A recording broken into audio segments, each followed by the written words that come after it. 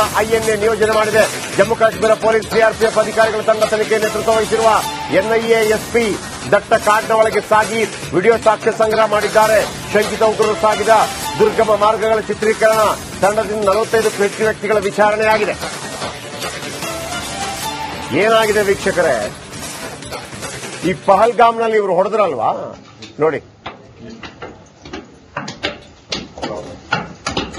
ಇದು ಮೊನ್ನೆ ಒಂದೊಂದು ಮನೆಗಳನ್ನು ಕೂಡ ಈಗ 1500 ಆ ಸಿಂಪತೈಸರ್ ಎಲ್ಲ ಇರ್ತಾರೆ. ಈ ಭಯೋತ್ಪಾದಕರ ಬಗ್ಗೆ ಸಾಫ್ಟ್ ಕಾರ್ನರ್ ಇರುವಂತವರು ಎಲ್ಲರನ್ನು ಕೂಡ ಕೆಲವರನ್ನ ವಿಚಾರಣೆ ಕರೆದಿದ್ದಾರೆ. ಭಯೋತ್ಪಾದಕರಿಂದ ಗುರುತಿಸಿಕೊಂಡ 14 ಜನರ ಮನೆಗಳನ್ನ ಅಲ್ಲಿದ್ದ ಎಲ್ಲರನ್ನ ಹೊರಗೆ ಕಳಿಸಿ ಅದನ್ನು ಧ್ವಂಸ ಮಾಡಿದ್ದಾರೆ. ಈಗ ದಕ್ಷಿಣ ಕಾಶ್ಮೀರದ ಕಾಡುಗಳಲ್ಲಿ ತಪ್ಪಿಸಿಕೊಂಡಿದ್ದಾರೆ ಅನ್ನೋ ಕಾರಣಕ್ಕಾಗಿ ಅಲ್ಲೂ ಕೂಡ ಪ್ರಯತ್ನ ಮಾಡಲಾಗ್ತಾ ಇದೆ.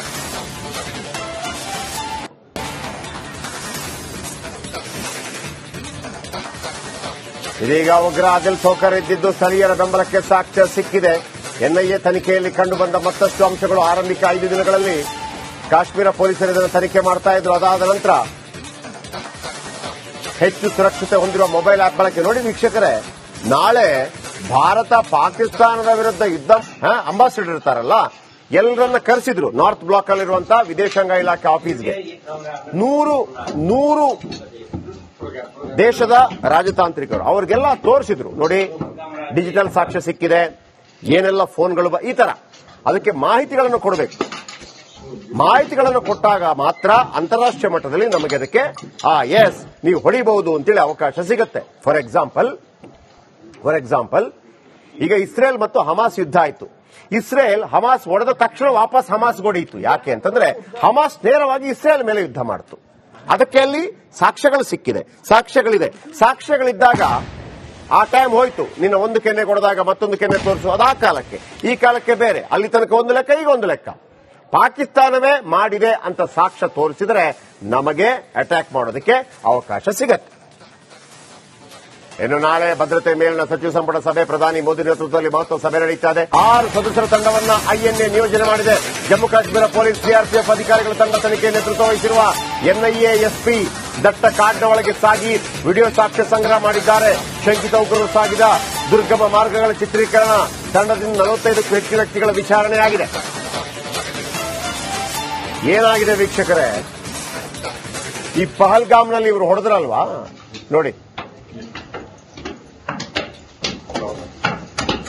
ಇದು ಮೊನ್ನೆ ಒಂದೊಂದು ಮನೆಗಳನ್ನು ಕೂಡ ಈಗ 1500 ಆ ಸಿಂಪತೈಸರ್ ಎಲ್ಲ ಇರ್ತಾರೆ.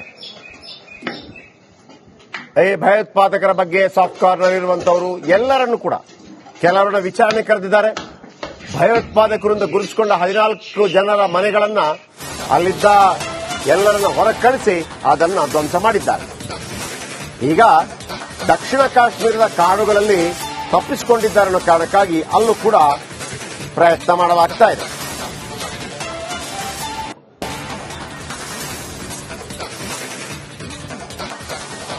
ಇದೀಗ ಉಗ್ರ ಆದಿಲ್ ಸೋಕರ್ ಇದ್ದಿದ್ದು ಸ್ಥಳೀಯರ ಬೆಂಬಲಕ್ಕೆ ಸಾಕ್ಷ್ಯ ಸಿಕ್ಕಿದೆ.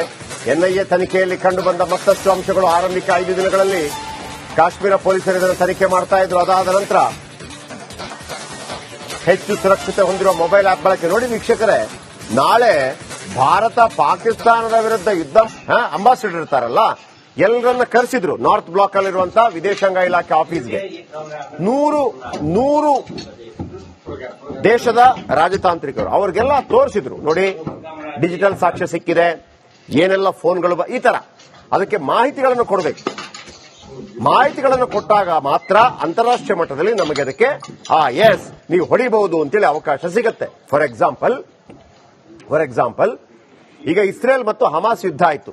ಇಸ್ರೇಲ್ ಹಮಾಸ್ ಹೊಡೆದ ತಕ್ಷಣ ವಾಪಸ್ ಹಮಾಸ್ ಹೊಡೆಯಿತು. ಯಾಕೆ ಅಂತಂದ್ರೆ ಹಮಾಸ್ ನೇರವಾಗಿ ಇಸ್ರೇಲ್ ಮೇಲೆ ಯುದ್ಧ ಮಾಡಿತು.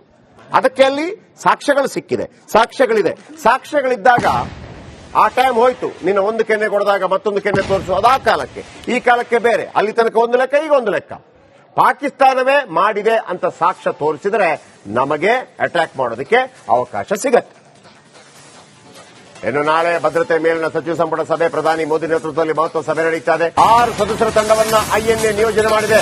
ಜಮ್ಮು ಕಾಶ್ಮೀರ ಪೊಲೀಸ್, ಸಿಆರ್ಪಿಎಫ್ ಅಧಿಕಾರಿಗಳ ತಂಡ ತನಿಖೆ ನೇತೃತ್ವ ವಹಿಸಿರುವ ಎನ್ಐಎ ಎಸ್ಪಿ ದಟ್ಟ ಕಾಡಿನ ಒಳಗೆ ಸಾಗಿ ವಿಡಿಯೋ ಸಾಕ್ಷ್ಯ ಸಂಗ್ರಹ ಮಾಡಿದ್ದಾರೆ. ಶಂಕಿತ ಉಗ್ರರು ಸಾಗಿದ ದುರ್ಗಮ ಮಾರ್ಗಗಳ ಚಿತ್ರೀಕರಣ, ತಂಡದಿಂದ 45ಕ್ಕೂ ಹೆಚ್ಚು ವ್ಯಕ್ತಿಗಳ ವಿಚಾರಣೆಯಾಗಿದೆ.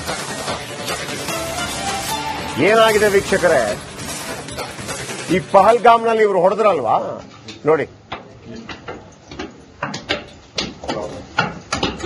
ಇದು ಮೊನ್ನೆ ಒಂದೊಂದು ಮನೆಗಳನ್ನು ಕೂಡ ಈಗ 1500 ಆ ಸಿಂಪತೈಸರ್ ಎಲ್ಲ ಇರ್ತಾರೆ. ಈ ಭಯೋತ್ಪಾದಕರ ಬಗ್ಗೆ ಸಾಫ್ಟ್ ಕಾರ್ನರ್ ಇರುವಂತವರು ಎಲ್ಲರನ್ನು ಕೂಡ ಕೆಲವರನ್ನ ವಿಚಾರಣೆ ಕರೆದಿದ್ದಾರೆ. ಭಯೋತ್ಪಾದಕರಿಂದ ಗುರುತಿಸಿಕೊಂಡ 14 ಜನರ ಮನೆಗಳನ್ನ ಅಲ್ಲಿದ್ದ ಎಲ್ಲರನ್ನ ಹೊರಗೆ ಕಳಿಸಿ ಅದನ್ನು ಧ್ವಂಸ ಮಾಡಿದ್ದಾರೆ. ಈಗ ದಕ್ಷಿಣ ಕಾಶ್ಮೀರದ ಕಾಡುಗಳಲ್ಲಿ ತಪ್ಪಿಸಿಕೊಂಡಿದ್ದಾರೆ ಅನ್ನೋ ಕಾರಣಕ್ಕಾಗಿ ಅಲ್ಲೂ ಕೂಡ ಪ್ರಯತ್ನ ಮಾಡಲಾಗ್ತಾ ಇದೆ.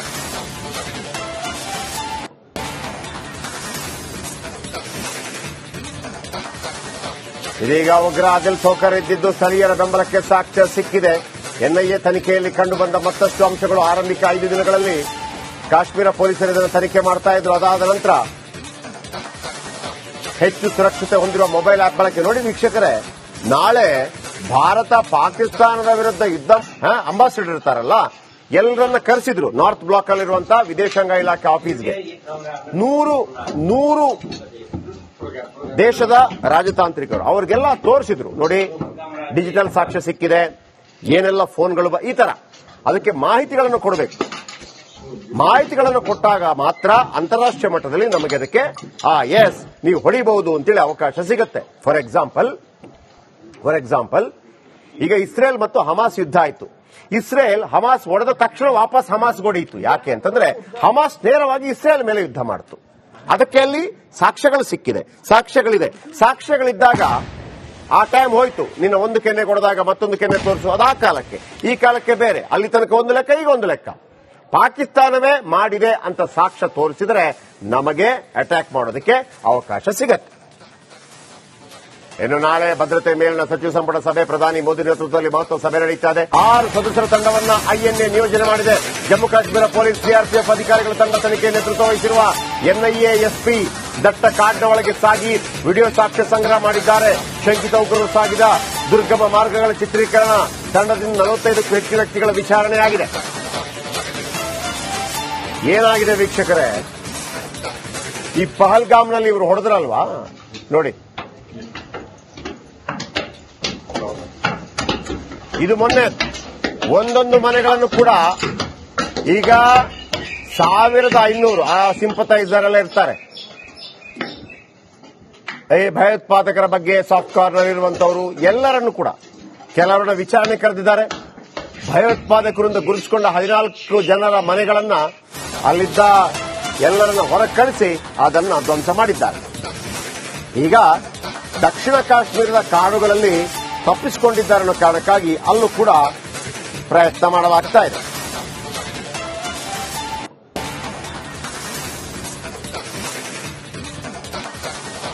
ಇದೀಗ ಉಗ್ರ ಆದಿಲ್ ಸೋಕರ್ ಇದ್ದಿದ್ದು ಸ್ಥಳೀಯರ ಬೆಂಬಲಕ್ಕೆ ಸಾಕ್ಷ್ಯ ಸಿಕ್ಕಿದೆ. ಎನ್ಐಎ ತನಿಖೆಯಲ್ಲಿ ಕಂಡುಬಂದ ಮತ್ತಷ್ಟು ಅಂಶಗಳು. ಆರಂಭಿಕ 5 ದಿನಗಳು